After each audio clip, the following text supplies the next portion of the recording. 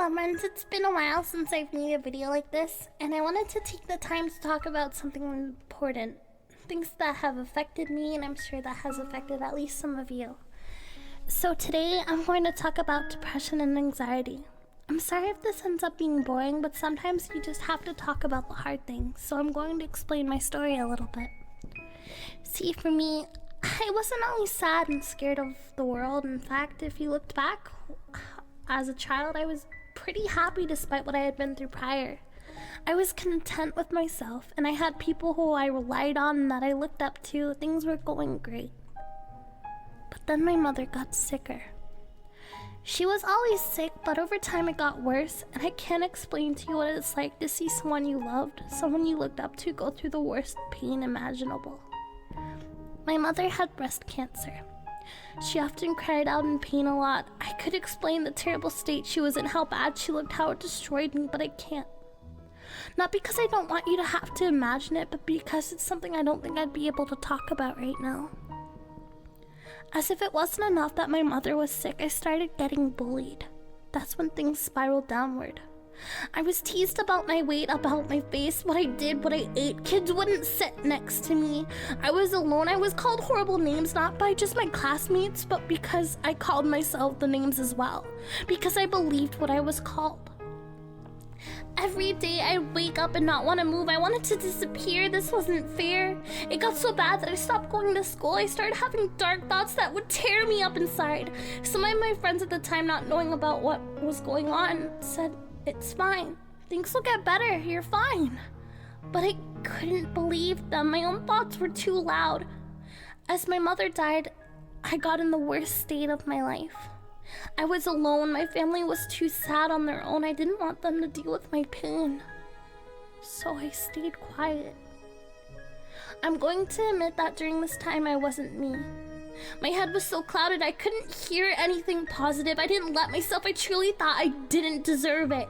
I can't explain to you the nights I couldn't sleep, the nights I stayed up and cried quietly so no one would hear me, the stupid choices I made, telling myself this is what I had to do, this is what I deserved. After a while, it started affecting what I did. I dropped out of school because I was scared. I was diagnosed with depression and anxiety during the time. I couldn't go outside because to me, being in public was impossible. I thought once I was outside, people were judging me. And it wasn't just me thinking, it was me feeling this. She's not pretty, she's so fat, she's pathetic. I would hear them even if they never spoke. But it wasn't just strangers and classmates that I felt judgment from. It got so bad that I felt it from everyone. My family, my close friends, even myself. I wasn't good enough. It was so loud, it hurt. I hated myself. I hated who I was. I hated how I looked. I hated everything. I hated the way I smiled, the way I talked, the way I dressed. I wanted to fix it, but I couldn't, and it hurt. I couldn't fix the things I hated, and I couldn't fix the way I saw things. Till one day it was too much for me. Back then I did something incredibly stupid. I believed in my dark thoughts and I attempted to take my own life. Because why should I be alive when I was a bother? Why should I be alive when I was just sad all the time? I wish I was happy. I wish I could do this. I wanted to see my mom. I wanted things to be normal again. I wanted things to be okay. But it got worse. Even though I felt like I needed to leave, as soon as I tried and had to go to the hospital, my thoughts changed. Stupid, why did you do that? You're bothering people. They're having to put up with this. You're a disappointment. Nothing I did was good enough for me, but I kept going. Despite how I was feeling, I tried being there for my friends because even though I felt worthless and I felt like a total bother, I never wanted anyone to feel the way I did. So as long as I could make people happy, I didn't care what happened to me. I really didn't. See, I could go hours and hours on how shitty I felt. I could explain in detail every horrible thing that has happened. I could keep going, but this isn't why I'm making this video. Despite everything, I kept going. I told myself I didn't want to. I wanted to stop. I can't handle this. I was a bother. But I kept pushing myself.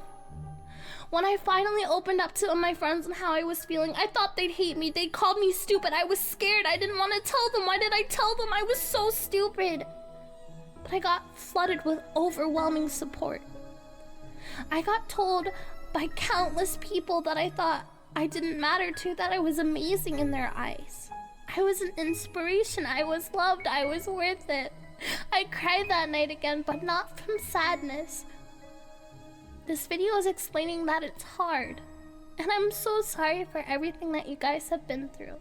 And how horrible you must have felt or feel, and I want you to know you do matter.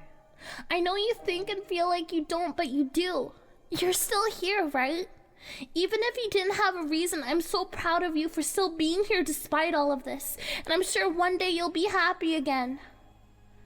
But this is also to thank everyone who has been there for me and has given me support time and time again. You guys really helped change my life, and I couldn't ask for better people in my life. Let's make it through more years. Let's prove to ourselves and others that we are worth it. Because we are.